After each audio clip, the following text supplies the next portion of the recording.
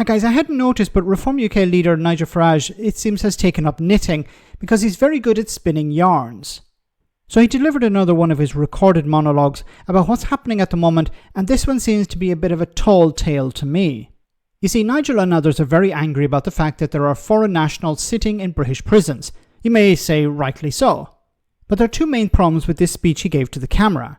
One is the issue itself, and the second is the correspondence the Reform UK leader has received. Yes, prisoners are writing to Nigel Farage. Foreign prisoners, if you can believe it. And I'm not sure I can. So 12% of prisoners in our country are foreign nationals. And there's a big debate going on today, at last. Shouldn't we be deporting them rather earlier than we currently do, if we do at all? Well, try this for size. I've received these extraordinary letters over the course of the last few weeks. This one, end of May, came to me from a prisoner in York. He explains, I'm a foreign national prisoner. I'm desperate to be deported back to Lithuania. Why won't the UK get rid of us?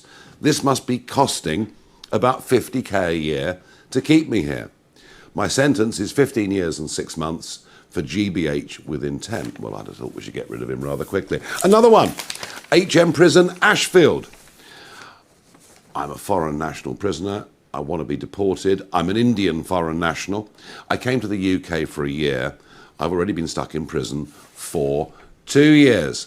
It must be costing taxpayers millions. So isn't it absolutely bizarre that people are writing to me, foreign prisoners, saying, get rid of us. We don't want to stay here anymore, but the government won't do it.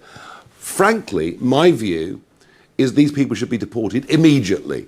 In one case here, India, the other, Lithuania. Now, the government now finally says, the Justice Secretary, Shabana Mahmood, finally says she's going to act, but she must do. And for us to have got to this situation where we are releasing early all sorts of bad people who are going back into the communities and reoffending because our prisons are stuffed full of foreign nationals. It's a situation that is beyond belief.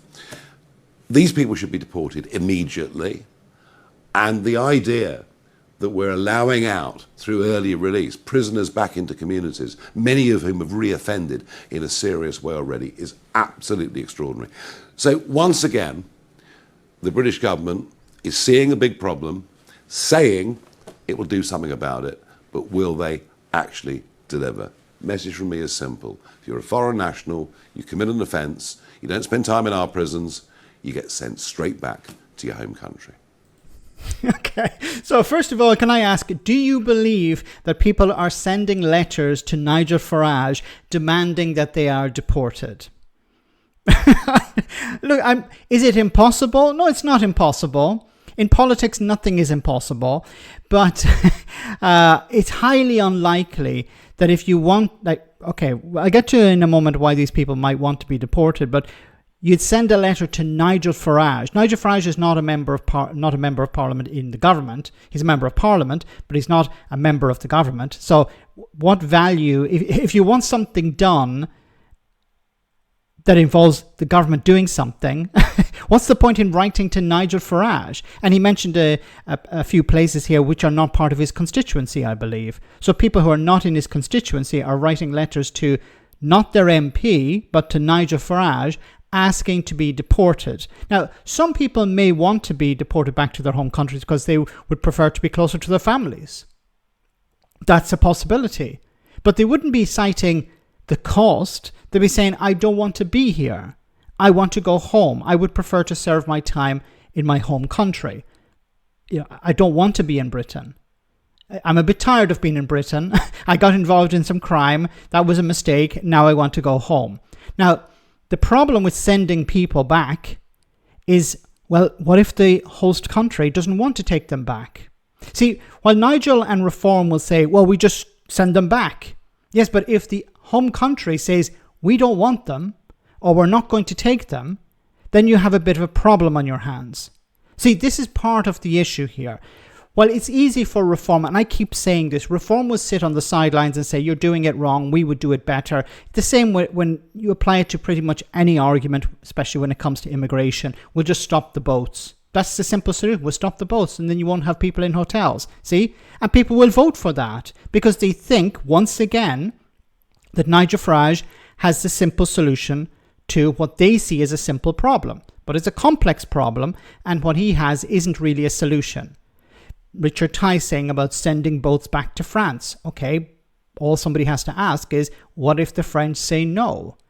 His complete position falls apart. And the same with Nigel Farage here. Yeah, let's just deport. As soon as somebody commits a crime, we deport them. Yes, but if the home country says no, then what do? Do you release them from jail, from prison? I hope not. So they will have to stay in prison until they serve their sentence. And then potentially they could be deported. But think about, imagine a situation where someone, a British person, commits a crime abroad in that country. Would the British government be jumping through hoops to get this person repatriated?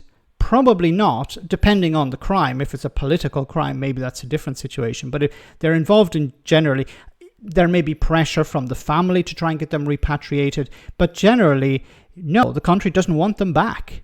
So why should Lithuania, why should India be taking these people back if they don't have to? There's no obligation on them to do so. So they just say no. Nigel Farage understands these things. He just pretends not to because his supporters and the voters don't understand these things. They think it's simple. You just stick someone on a plane and get rid of them. You don't have to follow due process. You don't have to follow the procedures. You don't have to care about whether the other country is going to take them in or not. And obviously, some of the people who would vote for reform would be off the idea of just, releasing people with parachutes or even without parachutes from aircraft. You have to operate within the normal framework. You have to operate within the law. And while Reform are obviously not in government, if they ever did get into government, you could see how they would curb some of this rhetoric, including Nigel Farage himself. Let me know in the comment section, guys, what you think. As always, your comments are greatly appreciated. Thanks a lot.